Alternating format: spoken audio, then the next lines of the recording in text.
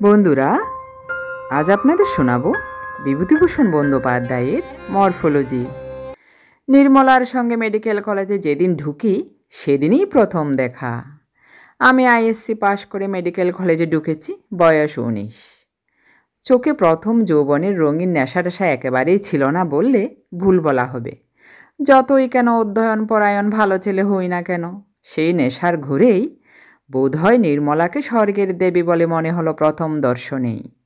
ছিপছিপে সুন্দর মেয়ে, টানা টানা চোখ, ঝোড়া বুড়ু, দিব্যি দেখতে মুখখানি, নীল রঙের শাড়ি পরনে, গায়ে ফুল হাতা ব্লাউজ, সরু চুড়ি কগাচা হাতে, চোখে মুখে একটা দীপ্ত বুদ্ধির ছাপ, নারীসুলভ লজ্জা তার মধ্যে মোটেই নেই।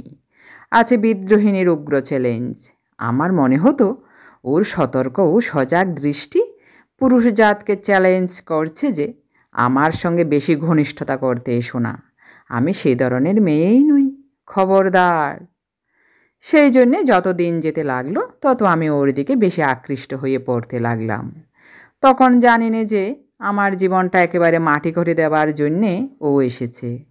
কার জন্যে আজ আমি এই 45 বছরের প্রৌঢ়তায় পদার্পণ করেও অকৃতদার সন্তান সন্ততিহীন, ছন্ন ছাড়া লক্ষ্মী ছাড়া মানুষ? কার জন্যে সারা জীবন তৃপ্তি পেলুম না, সুখ পেলুম না, আপনার বলতে কাউকে পেলুম না। টাকা রোজগার করতে হয়, করে যাচ্ছি, খেতে হয়, খেয়ে যাচ্ছি, কলেজে অধ্যাপনা করতে হয়, করে যাচ্ছি। জীবনে না আছে কোনো উদ্দেশ্য, না আছে কোনো অবলম্বন। শুনেছি অনেকের এরকম হয়, প্রেমের নেশায় পড়ে অল্প বয়সে, সে নেশা কাটিয়েও ওঠে। কিন্তু আমার মতো এমন উচ্ছন্ন যায় কি? যাক সেসব কথা। কেমন করে কি হলো বলি। আমাদের ক্লাসে অনেকগুলি মেয়ে ছিল। কেউ বিএসসি, কেউ আইএসসি পাশ করে এসে মেডিকেল কলেজের ফার্স্ট ইয়ারে ভর্তি হয়েছিল। 5টি মেয়েকে আমার আজও বেশ মনে আছে।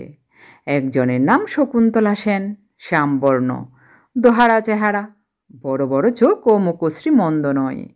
হাতের কবজির কাজটা বড্ড মোটা বলে মনে হতো। শকুন্তলা ছিল বড় শান্ত মেয়ে, কোনো দিকে চাইতো না, এক মনে প্রফেসরের বক্তৃতা শুনে নোট করে যেত। একজনের নাম সুনীতি, তার উপাধি আমার মনে নেই। ওর রং ছিল খুব ফর্সা, গোল চাঁদের মতো মুখখানা, ফ্ল্যাট টাইপের মেয়ে। ক্লাসের ছেলেদের নাচিয়ে নিয়ে বেড়াতো। একটির নাম ছিল মহামায়া বন্দ্যোপাধ্যায়, সেকেলে নাম, কিন্তু বড্ড একেলে মেয়ে। সুন্দরী হিসেবে মন্দ নয়, অতি চমৎকার গঠন পারিপাট্য শরীরের, খুব শৌখিন, চোখে চশমা, কথায় কথায় হেসে লুটিয়ে পড়তো। এটিও ফ্ল্যাট টাইপের মেয়ে। মহামায়ার সঙ্গে একসঙ্গে আসতো। ওরই কীরকম বোন হয়, চপলা বন্দ্যোপাধ্যায়। দেখতে শুনতে মহামায়ার চেয়েও ভালো, কিন্তু বড় নিরীহ। ভালো মানুষ, সাত চড়ে কথা বের হতো না। আর একটি গরিব ঘরের মেয়ে ছিল, ওর নাম বেলা চক্রবর্তী, মোটাসোটা ফর্সা, সাদাসিধে সুতির শাড়ি পরে আসতো, সাদা ব্লাউজ ফুল হাতা। সকলের সঙ্গেই মিশত, সকলের সঙ্গে হেসে কথা বলতো। বুদ্ধিশুদ্ধি একটু কম বলেই মনে হতো। এদের সকলেরই বয়স 19-20-র মধ্যে। সেদিক থেকে আমরা প্রায় সকলে সমবয়সী, 1-8 বছরের বেশি বা কম, এক শকুন্তলা ছাড়া। তার বয়স ছিল আমাদের চেয়ে 3-4 বছর বেশি। আমরা আড়ালে নিজেদের মধ্যে বলতাম শকুন্তলাদি। যেমন হয়ে থাকে, ক্লাস শুদ্ধ ছেলে ঝুঁকে পড়ল মেয়েদের দিকে, যে যার সঙ্গে জমিয়ে নিতে পারে। প্রাণপণে চেষ্টা করতে লাগলো। মাস 2 অগ্রসর হয়নি, ফার্স্ট ইয়ার MBA ক্লাস। এরই মধ্যে বেঁধে গেল প্রণয়ের জন্যে প্রতিদ্বন্দ্বিতা, ঝগড়া, রেশারেশি। এক এক মেয়ের পেছনে 4-5টি বা ততোধিক ছেলে। থার্ড ইয়ার ক্লাসে সেবার বিখ্যাত সুন্দরী ফিরিঙ্গি মেয়ে মিস ইপসাম পড়তো। আমরা কলেজে ঢুকেই শুনি মেডিকেল কলেজ শুদ্ধ ছাত্র তার জন্যে পাগল। এই ফিরিঙ্গি মেয়েটির নাম চিরকাল লেখা থাকা উচিত মেডিকেল কলেজের অলিখিত ইতিহাসে। অন্তত 2টি আত্মহত্যা ও বহু সংখ্যক ছেলের উচ্ছন্নে যাওয়ার জন্য এই মেয়েটি দায়ী। 4-5টি পিতার বিষয়ে পুত্র কর্তৃক সমর্পিত হয়েছে এই দেবীর বেদিমূলে অর্ঘ্যস্বরূপ। তবুও এর আকাঙ্ক্ষা মেটেনি। আমি মিস ইপসামকে দেখলুম কলেজের বার্ষিক উৎসবে ছাত্রীদের গ্যালারিতে। এই প্রথম তাকে দেখি। খুব চটকদার সুন্দরী বটে, বয়স 22-এর বেশি নয়, বিদ্যুৎলতা। তবে আমি দূর থেকে দেখেছি এই পর্যন্ত। আরও অনেকবার দেখেছি লম্বা করিডোরে পাশ কাটিয়ে চলে যেতে, কিন্তু ফার্স্ট ইয়ারের ছেলেদের সঙ্গে কথা কইবার বা নোট করবার মতো সহৃদয়তা মিস ইপসামের ছিল না। ফার্স্ট বা সেকেন্ড ইয়ারের কোনো ছেলেকে সে পুষত না, কেনই বা পুষবে? তার স্তাবকবর্গের মধ্যে পাশ করা হাউস সার্জেনরাও ছিল, উঁচু ক্লাসের ধনী ছাত্র ছিল, শোনা যায় দু একজন অধ্যাপকও ছিলেন। আমি ছিলাম লাজুক ও গম্ভীর প্রকৃতির, আইএসসিতে স্কলারশিপ পাওয়া ছাত্র। লেখাপড়া ছাড়া আর কিছু বুঝতাম না। মেয়েদের সসংকোচে পাশ কাটিয়ে যেতেই চিরদিন অভ্যস্ত। লজ্জায় চোখ তুলে অপরিচিতা মেয়েদের দিকে চাওয়া ছিল আমার পক্ষে সুকঠিন ব্যাপার। আজকার দিনের কথা নয়, কথা হচ্ছে আজ থেকে ২৬ বছর আগের। তখন মেয়েরা বেতন কলেজ ছাড়া অন্য কোনো কলেজে পড়তো না, আর পড়তো মেডিকেল কলেজে। মেয়েরা তখন অনেক ছাত্রের কাছেই অন্য জাতের জীব বা দেবী টেবি বলে গণ্য হতো। মেডিকেল কলেজে ঢুকে প্রথম সহপাঠিনী রূপে ওদের পেয়ে ছাত্রদল যদি ঝুঁকে পড়েই ওদের দিকে, ওদের নিয়ে যদি বাঁধিয়ে দেয় হুড়ুহুড়ি, তবে আশ্চর্যের কথাটা এমন কি, এই আবহাওয়ার মধ্যে আমি ভালো ছেলেরূপে ফার্স্ট ইয়ারের ৩-৪ মাস দিলাম কাটিয়ে। এর মধ্যেই নির্মলাকে নিয়ে ক্লাসে অনেক কিছু হয়ে গিয়েছে। ধনী ছাত্র শশধর মুহুরী নির্মলার সঙ্গে ঘনিষ্ঠতা করবার চেষ্টা করতে গিয়ে সেই চ্যালেঞ্জপূর্ণ উগ্রদৃষ্টির সামনে এতটুকু হয়ে গিয়েছে। আরও কয়েকটি ছাত্র চোখ রাঙানি খেয়েছে রীতিমতো, অথচ ওরাই মহামায়াকে বা সুনীতিকে নিয়ে মোটর বিহার করত। কলেজ রেস্টুরেন্টে নিয়ে গিয়ে একসঙ্গে খেত, গেটের কাছে দাঁড়িয়ে থেকে একসঙ্গে করে ট্রামে উঠত। আমার কি ছিল, ক্লাসে এসে নির্মলার দিকে চেয়ে থাকতাম, যখনই সুবিধে হোক চেয়ে দেখবার। ভয় হতো, বুক টিপ টিপ করতো, পাছে নির্মলা কিছু মনে করে। একদিন আমি ওর দিকে চেয়ে আছি, ওর সঙ্গে চোকাচুকি হয়ে গেল। সেও এক অপ্রত্যাশিত ধরনের আশ্চর্য ব্যাপার। আমি ওর দিকে চাইতে গিয়ে দেখি ও আমার দিকে চেয়ে আছে, আমার আগে থেকে ও আমার দিকে চেয়ে আছে। আমার সারা শরীর যেন বিদ্যুৎ খেলে গেল। কেন নির্মলা আমার দিকে চেয়ে আছে? আমাকে কি ওর ভালো লাগে? নইলে কেন ও আমার দিকে চাইলে? আমার চেহারা বলতো সকলে ভালো, চিরকাল শুনে এসেছে এই কথা আত্মীয় অনাত্মীয় সকলের মুখ থেকে। আয়নায় নিজের চেহারা দেখেও খারাপ মনে হয়নি কোনো দিন। দেখতে ভালো বলে বিয়ের সম্বন্ধও দু একটি আসতে আরম্ভ করেছিল বড়গড় থেকে। আমাদের অবস্থাটা ভালো, কলকাতায় ৩-৪খানা বাড়ি, ভাড়া থেকে মাসিক আয় হতো মন্দ নয়। তারপর আমিও স্কলারশিপ পাওয়া ছেলে, পড়াশুনোয় নামকরা ভালো ছেলে, বিয়ের সম্বন্ধ আসবার অপরাধ কি? একদিনের কথা আমার আজও মনে আছে। শ্রাবণ মাসের দিন, কেমিস্ট্রি ক্লাস থেকে বেরিয়ে মাঠে নেমেছি। উদ্দেশ্য কলেজ রেস্টুরেন্ট থেকে এক পেয়ালা চা খেয়ে নেব। এমন সময়ে হঠাৎ আমার পেছনে কে মৃদু স্বরে ডাকলে, শুনুন। আমি চমকে উঠে পেছনে চাইলুম। নির্মলা! নির্মলা আমায় ডাকছে। আমি এদিক ওদিক চেয়ে দেখলাম, না, আর কেউ কোনো দিকে নেই তো। আমাকেই ডাকছে বটে। আমি বিস্ময়ের সুরে বললাম, আমাকে ডাকছেন? নির্মলা বোধ হয় আমার আনাড়ি ও আড়ষ্টভাব দেখে হাসতে যাচ্ছিল। হাসির রেখা ওর মুখে ফুটে উঠে তখনই মিলিয়ে গেল। বললে, আপনাকেই ডাকছি। ওহ, বলুন। আপনি প্রফেসর গুপ্তের নোট টুকেছেন? হ্যাঁ, টুকেছি। খাতাখানা কাইন্ডলি দেবেন একদিনের জন্যে, কালই ফেরত দেব। নিশ্চয় নিশ্চয়, এই নিন, আপনি যে কদিন ইচ্ছে রাখতে পারেন। না, আমি কালই ফেরত দেব, থ্যাঙ্কস। আমি যে সময় ওর হাতে খাতা দিচ্ছি, ঠিক সেই সময় আমাদের ক্লাসের বিশ্ববখাটে ছোকরা সোমেশ্বর গুহ ঠাকুরতা অদূরে আবির্ভূত হলো। কোথা থেকে কি জানি। পায়ের শব্দে নির্মলা খাতা নিতে নিতে যেন চমকে উঠে পেছন ফিরে তাকালো। পরক্ষণে খাতা নিয়ে আর কোনো কথা না বলে হন হন করে চলে গেল। সোমেশ্বর আমার কাছে এসে দাঁত বের করে হেসে বললে, কি বাবা ভালো ছেলে, ডুবে ডুবে জল খাওয়া? আমার রাগ হলো, লজ্জাও হলো। সোমেশ্বরের সঙ্গে আমার এমন কিছু ঘনিষ্ঠতা নেই। অত ঘন ঘন সিগারেট খাওয়া দেখে আমি ওর সঙ্গে ঘনিষ্ঠভাবে আলাপ করতে ঘৃণা করতাম। ওরাও ভালো ছেলে বলে আমায় ঘৃণা করত। সব কলেজেই বকাটে ছেলেরা ভালো ছেলেদের ঘৃণা করে থাকে। আমি বললাম, কি মানে ধরে ফেলেছি, নির্মলা সরকারের সঙ্গে জমালে কবে থেকে তলায় তলায়? হুঁ বাবা, হাতে হাতে ধরে ফেলেছি। কি বলছেন বাজে কথা? উনি আমার কাছে আজই কেমিস্ট্রির নোট চেয়ে নিলেন। আজই? মানে আজই? সোমেশ্বর শর্মা যেদিন দেখে ফেলেছে সেই দিনই? সত্যি বলছি। বেশ বাবা বেশ, তবে বলে দিচ্ছি, বেশি ওদিকে নজর দিও না। হরিপ্রসাদকে চেনো তো? হরিপ্রসাদ ডুয়েল লড়বে তোমার সঙ্গে। সে বড়লোকের ছেলে, নির্মলার জন্যে সে নিজের জমিদারি বিলিয়ে দেবে বলেছে। পয়সা খরচ করতে সে হটবে না। বাপের জমিদারি আমারও আছে, জেনে রাখবেন। কথা শেষ করে আমি রেস্টুরেন্টের দিকে চলে গেলাম। ওদের মতো ছেলের সঙ্গে দাঁড়িয়ে কথা কাটাকাটি করতে আমি ঘৃণাবোধ করি। কলেজ থেকে বের হয়ে একটা নির্জন স্থান খুঁজতে খুঁজতে চলে গেলুম গড়ের মাঠে। চিনেবাদাম চিবুতে চিবুতে কতক্ষণ ভাবলাম আজকের কথাটা। নির্মলা সরকার কী ধরনের মেয়ে আমি জানি। সে দেবী আমার চোখে অতি পবিত্র। তার নামে কেউ কিছু বললে আমার সহ্য হয় না। এত মেয়ে তো আছে কলেজে, কিন্তু ওকে আমার অত ভালো লাগে কেন? এর জবাব নেই। সেই নির্মলা আজ আমার সঙ্গে কথা বলছে নিজের থেকে। নোট চেয়ে নিয়ে গেল। কেন আমারই নোট নিয়ে গেল? কলেজে তো কত ছেলে রয়েছে, ভালো ছেলে বলে নিয়ে থাকে যদি। মধুপ্রসাদ বা মাধবপ্রসাদ বলে একটি জৈন ছাত্র নাকি আমার চেয়ে ভালো। অবশ্যই এটা শুনেছি আমি তাদের কাছে, যারা ক্লাসে আমাকে হেয় প্রতিপন্ন করতে পারলে খুশি হয়। যাই হোক, সে রয়েছে তো। আজ কি সুন্দর দিনটি আমার, কার মুখ দেখে না জানি উঠেছিলাম। পরদিন রবিবার, নেশার করে সারাদিন কেটে গেল। আমার মনে সেই এক ভাবনা, নির্মলা আমার সঙ্গে ডেকে কথা বলেছে। ওর সঙ্গে আর দেখা হবে না, চলে যাব বহুদূর বিদেশে। অনেক দিন পরে ফিরে আসব। ওকে দেখিয়ে দেব আমি কত বড় ত্যাগী। হঠাৎ আমায় দেখে ও অবাক হয়ে যাবে। এইসব সংকল্প অবশ্য সংকল্পই থেকে গেল। সোমবার ক্লাসে আবার ওর সঙ্গে দেখা হলো। সহজভাবেই ও আমার খাতা ফেরত দিলে এবং আমিও সহজভাবে নিলুম। এরপরে মাঝে মাঝে ও আমার কাছ থেকে খাতা নিয়ে যায়, আবার ফেরত দিয়ে দেয় 2-3 দিন পরে। আমি ভাবি ওকে একদিন নির্জনে দেখা করতে বলবো, কিন্তু খাতা ফেরত নেবার সময় মুখ শুকিয়ে যায়, বুক ডিপ ডিপ করে। কোনো কথাই মুখ দিয়ে বেরোয় না, কোনো একটি কথাও বেরোয় না।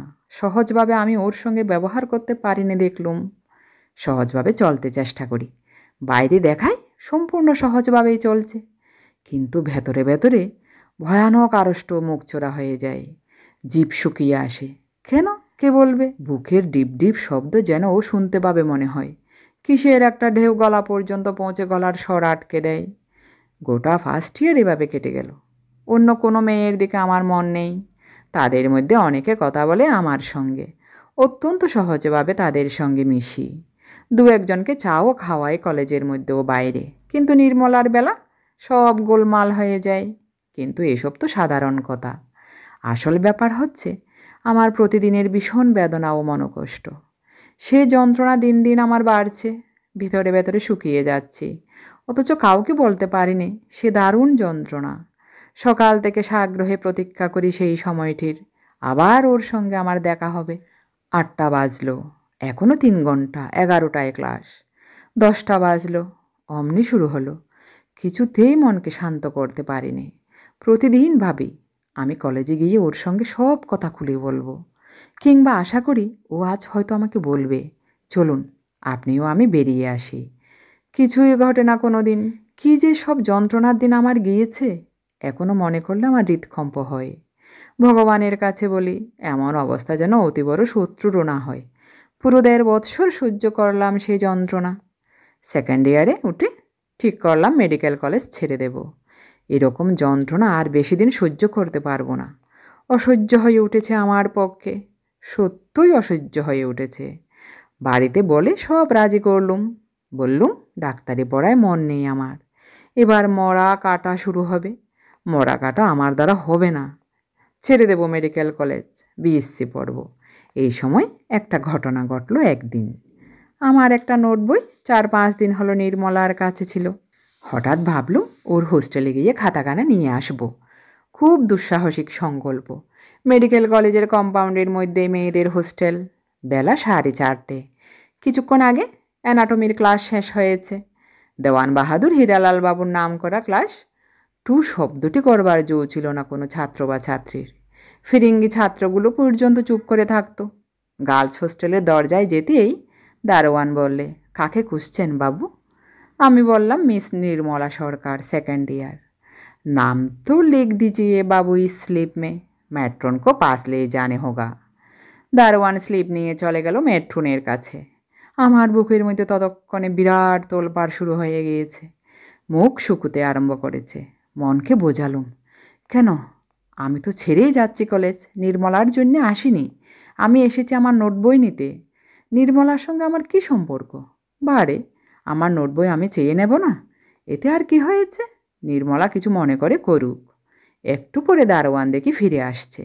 আমার বুকের মধ্যে যেন গর্ত হয়ে খানিকটা বসে গিয়ে একটা ভেকুয়ামের সৃষ্টি হলো হঠাৎ। দারোয়ান কি বলবে? নির্মলা বিরক্ত হয়ে হয়তো বলে পাঠিয়েছে, এখানে কেন? কাল ক্লাসে দেখা করবেন। ভারী বিরক্ত হয়েছে আমার উপর। আমার নোট বইয়ে আমার দরকার থাকতে পারে না? জরুরি দরকার থাকতে পারে না? তুমি এনেছিলে কেন আমার নোট বই? বেশ তো। দারোয়ান এসে বললে, আইয়ে বাবু, ভিজিটার্স রুমে बैठिए। ভিজিটার্স রুমে বসতে বলে যে? তাহলে নির্মলা চটেনি? না, তা কেন চটবে? চটবার কি আছে এর মধ্যে? ভিজিটার্স রুমে গিয়ে বসবার একটু পরেই একখানা ফিকে নীল রঙের শাড়ি পরে স্যান্ডেল পায়ে দিয়ে নির্মলা হাসি মুখে ঘরে ঢুকল।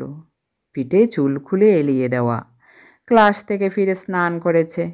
ও ঘরে ঢুকে বললে, কি ব্যাপার আপনি যে হঠাৎ? আমার মনের অবদমিত আবেগ যেন উত্তাল হয়ে উঠল বুকের মধ্যে। এখানে তো কেউ নেই। নির্মলা, নির্মলা সরকার আমার সামনে। শুধু দুজন এই ঘরের মধ্যে। কেউ নেই, কোথাও কেউ নেই। বলে ফেলি, এমন সুযোগ জীবনে আর আসবে না। ১.৫ বছরের মধ্যে মহাপ্রতীক্ষিত সে পরম শুভ মুহূর্তটি আজ সমাগত, এই মেয়েদের হোস্টেলের নির্জন ভিজিটার্স রুমে। ছেড়ো না এ সুযোগ। যা হয় হবে, হয় এসপার নয় ওসপার। আমি ওর চোখের দিকে চাইলাম। নির্মলাও আমার চোখের দিকে দেখি চেয়ে আছে। আমার মনে হলো, অবশ্য আমার ভুল হতে পারে, তবে আমার আজও তাই ধারণা যে ওরই চোখে সেদিন প্রতীক্ষার দৃষ্টি দেখেছিলাম। অতি অল্পক্ষণের জন্যে কথা আমার মনে হয়েছিল। তারপরেই ওর দিকে চেয়ে আমি বললাম, নোট বইখানা নিতে এসেছি। ও, কাল একবার ভেবেছিলুম আসবো। নির্মলা আবার যেন প্রতীক্ষ আহ্বানের দৃষ্টিতে আমার দিকে চাইলে। দেবীর মতো রূপ, কি উজ্জ্বল মুখ চোখ, কি ঢেউ খেলানো কালো মেঘের মতো একরাশ চুল। অপূর্ব রূপ ফুটেছে ওর। আমি চেয়ে চোখ নামিয়ে নিলাম। কেন চোখ নামিয়ে নিলাম? আজ আমার মনে হয় আমি ভুল করেছিলাম। মেয়েদের রূপ পুরুষের পূজার জন্যে নয়, তাকে আকৃষ্ট করবার জন্যে। নির্মলা আশা করে এসেছিল সেদিন। ওর আশা আমি ভঙ্গ করেছিলুম সেদিন, নিজের ভীরুতার জন্যে। ও বললে, তবে এলেন না কেন? আসতে পারেনি শেষ পর্যন্ত, কাজ ছিল। আরেকটি আশ্চর্য কথাও বললে। সে কথা ও যে আমাকে বলবে এমন আশা করিনি, তবুও বলি। এ কথার গুরুত্ব তখন তত বুঝিনি, পরে যত বুঝেছিলাম। ও বললে, কাজ থাকলে বুঝি আমার কাছে আসা যায় না? আমি শুধু বোকার মতো হাসলাম। নির্মলা আবার বললে, বলুন না। না না, তাই দেরি হয়ে গেল কি না? আমার উত্তরের বিশেষ কোনো মানে হয় না, অসংবদ্ধ প্রলাপ। কিসের দেরি হয়ে গেল? না, দেরি হয়নি, এমনি বলছি। আপনি অদ্ভুত লোক। কেন? কেন আপনাকে কি বোঝাবো? নিজে বুঝতে পারেন না? বসুন, আমি খাতাখানা আনি। আমি তো বুঝতে পারলুম না কিসে আমি অদ্ভুত লোক হলাম। নির্মলার এ কথার মানে কি? একটু পরে ও ফিরে এলো। এসে একটি অদ্ভুত কাণ্ড করলে। খাতাখানা আমার হাতে দিয়ে ঈষৎ নিচু হয়ে আমার দিকে এগিয়ে ঝুঁকে পড়ে আমার মুখের উপর দৃষ্টিপাত করে মুখ সরিয়ে নিলে এবং খিলখিল করে হেসে উঠল। আমার মাথা ঘুরে উঠল। গম্ভীর ও সংযত মেয়ে নির্মলা ক্লাসের মধ্যে, তার একই লীলা। আমি খাতা হাতে নিয়ে উঠে বললুম, তবে আজ আসি। নির্মলার মুখের হাসি মিলিয়ে গেল। বললে, বসুন না, যাই, বেলা গিয়েছে, কাজ আছে বাড়িতে। চললেন তাহলে? রিসেপশন রুমে দেখা হবে কাল। হ্যাঁ, যাই। কাল রিসেপশন রুমে আসবেন তো? ঠিক আসবো। নির্মলা ফটক পর্যন্ত এগিয়ে এলো। আমি টলতে টলতে বাইরে এলাম। বাইরে এসে বাড়ি যাবার পথে কতবার ভাবলাম, নির্মলার এই অদ্ভুত আচরণের অর্থ কী? ও তো অতি গম্ভীর মেয়ে, অন্য কারো সঙ্গে তো কথাই কয় না ভালো করে। আমাকে কি অন্য চোখে দেখে? কি জানি। বাড়িতে তখন আমার বিয়ের জন্যে খুব পিড়াপিড়ি চলছে। বিয়ে করা আমার পক্ষে অসম্ভব। নির্মলা আমার চোখে ও মনে জল জল করছে। অন্য মেয়েকে ওর আসনে বসাতে হবে? নির্মলা খুব বড় লোকের মেয়ে, অভিজাত ও উচ্চশিক্ষিত পরিবারের মেয়েও। আমি খোঁজ নিয়ে রেখেছি। ওকে পেতে যাওয়া মানে বামন হয়ে চাঁদে হাত। আমার মতো একজন নগণ্য ছেলেকে মেয়ে দেবে ওর মা বাপ? আমি কলেজ ছেড়ে দিলাম। কলেজে তিলে তিলে দগ্ধ হতে পারবো না আমি। মেডিকেল কলেজে মরা কাটা আমার দ্বারা হবে না। বিএসসি পড়লুম, প্রথম শ্রেণীর অনার্স পেলুম। এমএসসিতে দ্বিতীয় শ্রেণীর বটে, কিন্তু সেবার আমার বিষয়ে প্রথম শ্রেণীতে কেউ ছিল না। কলকাতায় একটা কলেজের অধ্যাপকের চাকরি জুটে গেল সহজেই। ডেপুটি ম্যাজিস্ট্রেট হওয়া কঠিন হতো না, কিন্তু আমি নির্ঝঞ্ঝাটে কাটাতে চাই জীবন। পয়সার অভাব নেই আমার ভগবানের ইচ্ছায়। কার জন্যে বা অত খাটতে যাব? না বিয়ে থাবো না ছেলেপুলে, বেশ আছি। নির্মলার কথা ভুলিনি, তার জন্যেই বিয়ে করতে পারলুম না। এই যে কি টান, কি মোহ, কি করে বলবো। মন থেকে কিছুতেই তাড়াতে পারলাম কই। নির্মলার বিয়ে হয়েছিল একজন বিলেত ফেরত ডাক্তারের সঙ্গে। নিজে সে একজন লেডি ডাক্তার। একবার তার সঙ্গে দেখা হয়েছিল। কিভাবে তা বলি। লেডি ডাফরিন হাসপাতালে নির্মলা তখন কাজ করে, আমি জানতাম। রোজ কলেজ থেকে বেরিয়ে লেডি ডাফরিন হাসপাতালের কাছে এসে মুখ উঁচু করে দাঁড়ায়, সম্পূর্ণ অকারণে। কেন দাঁড়ায় নিজেই তা জানি নে। কলেজের ছুটির পর পা দুখানায় গতি হয় লেডি ডাফরিন হাসপাতালের দিকে। আপনিই হয়। যে সময়ের কথা বলছি তখনও নির্মলার বিবাহ হয়নি। একদিন ওই রকম অভ্যাস মতো এসে দাঁড়িয়েছি স্কটস লনে, হাসপাতালের ঠিক নিচে। এমন সময়ে এলো বর্ষা। সেটা ছিল আশ্বিন মাস। আমার কাছে ছাতি নেই, ছাতি বউয়া আমার অভ্যাস নেই। দাঁড়িয়ে ভিজছি, সরে যেতে ইচ্ছে করছে না। ভিজে যাচ্ছি, তবুও কিসের আশায় চাতক পাখির মতো আকুল আগ্রহ নিয়ে মুখ উঁচু করে দাঁড়িয়েই অসারে ভিজছি। বোধহয় সাধনার কঠোরতায় সিদ্ধি আসে সর্বসিদ্ধিদাতা ভগবানের কাছ থেকে। তিনি দক্ষিণ পানি প্রসারিত করে অকপট সাধনার ফল হাতে হাতে দেন। তাই সব সাধনার এত নাম আমাদের দেশে। রাতারাতি সিদ্ধি লাভ। সব সাধনা টপ সাধনা যাজ্ঞে। আমার ফল এলো সম্পূর্ণ প্রত্যাশিতভাবে। এখনও তা ভেবে অবাক হয়ে যায়। হঠাৎ রাস্তার দিকে জানলা খুলে গেল হাসপাতালের দোতলায়। একটি মেয়ে উঁকি মেরে রাস্তায় আমায় দাঁড়িয়ে থাকা অবস্থায় দেখলে। আমি চিনলাম সে নির্মলা। নির্মলা কিন্তু আমাকে একবার দেখেই হাত দিয়ে এগিয়ে যেতে ইঙ্গিত করেই জানলা থেকে তখনই সরে গেল। আমি তো অবাক। আমার রক্ত তখন দ্রুত স্রোতে বুকের দিকে ঠেলে উঠেছে। আমি তাড়াতাড়ি এগিয়ে গেলাম। হাসপাতালের গেটের কাছে নির্মলা দাঁড়িয়ে আছে, হাতে একটা ছাতি। আমি এগিয়ে গেলাম। কতকাল পরে দেখা। ও হাত জোর করে বললে, নমস্কার, কোথায় আছেন, কি করছেন? কতদিন পরে দেখা। হ্যাঁ তাই। কি করছেন আজকাল? কলেজে প্রফেসরি করি। ছুটির পর এ পথে আসছিলাম, তাই বৃষ্টি এলো হাসপাতালের কাছে ওই জায়গায়। তাই এমএসসিতে ব্রিলিয়ান্ট রেজাল্ট করেছিলেন, বিলেত গেলেন না কেন? আপনি তো স্টেট স্কলারশিপ পেতেন। না, কি হবে গিয়ে। পরক্ষণেই সংশোধন করে নিয়ে বললাম, বাবার শরীর খারাপ। আপনি এখানে কি করছেন? Resident house surgeon. আমি তো 8 বছর পাশ করে বেরিয়েছি। নির্মলার দিকে চেয়ে দেখলাম ভালো করে। বালিকার চাঞ্চল্যের লেশমাত্র নেই ওর মধ্যে। এসেছে সুন্দরী পূর্ণ যৌবনের দীপ্তি ও গাম্ভীর্য। একটু যেন মোটা হয়ে পড়েছে, তবে আমারই চোখে পড়ল।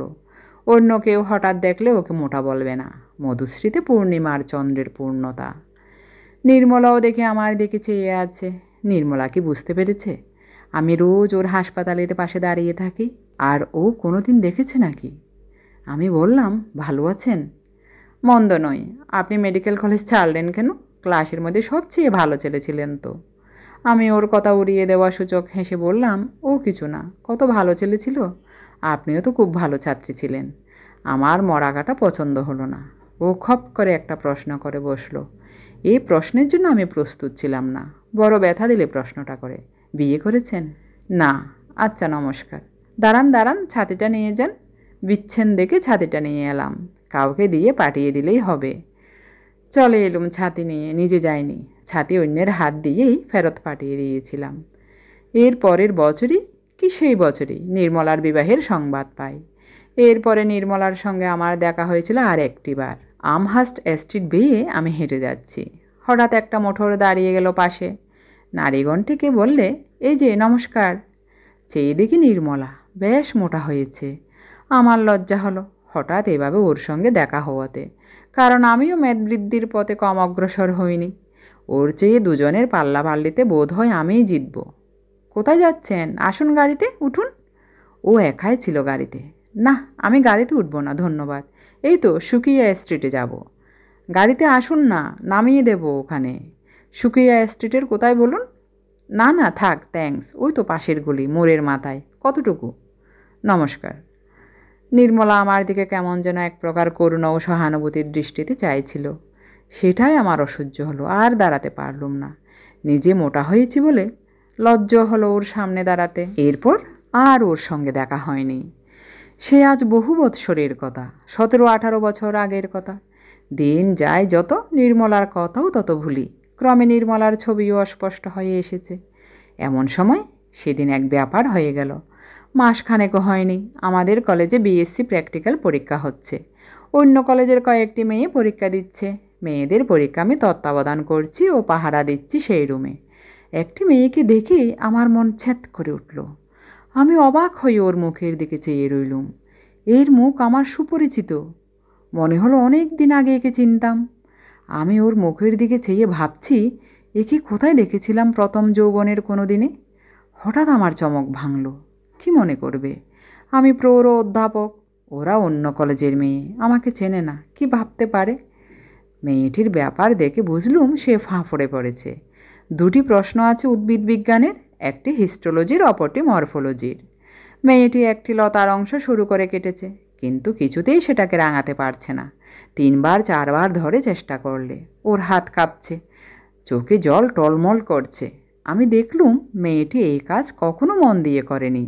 সিনেমা দেখে বেরিয়েছে, ক্লাসে ফাঁকি দিয়ে এসে এখন নিজেই ফাঁকে পড়ে গিয়েছে। কাছে গিয়ে বললুম, কি হচ্ছে কুকি? মেয়েটি কাঁদো কাঁদো সুরে বললে, সেকশনটা স্ট্যান্ড নিচ্ছে না, জড়িয়ে জড়িয়ে যাচ্ছে। আমি হেসে বললাম, তুমি কোন কলেজের স্টুডেন্ট? Scottish church. সেকশন কাটতে শেখোনি তো? অত মোটা করে সেকশন কাটে? তাছাড়া দেখছো না এই লতায় লাল হরহরে আঠা রয়েছে? ওটা অ্যালকোহলে ধুয়ে না নিলে কখনো স্ট্যান্ড নেই। ওটা অ্যালকোহলে ওয়াশ করে নাও। মেয়েটি আমার কথায় অ্যালকোহলে ধুতে গেল। কিন্তু মা লক্ষ্মী দেখলুম সিনেমা দেখেই কাটিয়েছেন, লেখাপড়া কিছুই করেননি। বললাম, ও কি হচ্ছে, তুমি অ্যালকোহলে ধুতে জানো না? গ্রেডে তোলো, নইলে সেকশনটা গুলিয়ে যাবে যে। আগে 20, তারপরে 50, তারপরে 70, তারপরে 90, তারপরে অ্যাবসোলুট অ্যালকোহলে তোলো। কেন, লাইজল দিয়ে ধুয়ে ফেলবো না? পাগল, লাইজল দিয়ে এখন ধোবে কেন? অ্যাবসোলুট অ্যালকোহলে আগে তোলো। ওর হাত কাঁপছে, কখনো এ কাজ করেনি। গ্রেডে তোলা কাকে বলে তাই ভালো করে শেখেনি, হাতে কলমে করতে। আমার মায়া হলো। বললুম, ছেড়ে দাও কুকি, তুমি মরফোলজির কোশ্চেনটা ট্রাই করো, আমি দেখছি। আমি ল্যাবরেটরির হেড অ্যাসিস্ট্যান্ট নরেনকে ডাকলুম। নরেন আমারই ছাত্র, প্র্যাকটিক্যাল কাজে গুণ। তাকে বললাম, নরেন, এই সেকশনটা মাউন্ট করে নিয়ে এসে দাও তো। নরেন আমার দিকে চেয়ে দেখে সেকশনটা হাতে নিয়ে চলে গেল। হয়তো ভাবলে, প্রৌঢ় অধ্যাপকের এই দুর্বলতা কেন? সুন্দরী মেয়ে দেখে তাকে পরীক্ষায় বেআইনি সাহায্য করছেন। একটু পরে নরেন বেশ চমৎকারভাবে নিপুণ হস্তে সেকশনটা স্লাইডের উপর বসিয়ে কানাডা বালমম দিয়ে বন্ধ করে আমার হাতে এনে দিলে। আমি নিয়ে গিয়ে বললাম, এই নাও কুকি। তার প্রশ্নের উত্তর বেআইনিভাবে পেয়ে মেয়েটি কৃতজ্ঞতামূলক হাসলে। অনেক দিন আগে হাসি কোথায় দেখেছি। এই হাসি আমার কুয়াশাচ্ছন্ন জীবন দিনের প্রথম অরুণ রাগের হাসি। বিস্তৃত অরুণ রাগের সে শুভক্ষণটি আজও কি ভুলেছি? মৃদু কৌতূহলের স্বরে প্রশ্ন করলুম, তোমার নাম তো নীলিমা বসু লেখা রয়েছে, তোমাদের বাড়ি কোথায়? লোয়ার সার্কুলার রোডে। ডাক্তার বিবাস বসুকে চেনেন? Doctor B Basu, eye specialist? হ্যাঁ, তিনি আমার বাবা। ও, আমার মাথা ঘুরে উঠল। ডাক্তার বিবাস বসু নির্মলার স্বামী। মেয়েটি হেসে বললে, আসবেন আমাদের বাড়ি, বাবা বড় খুশি হবে।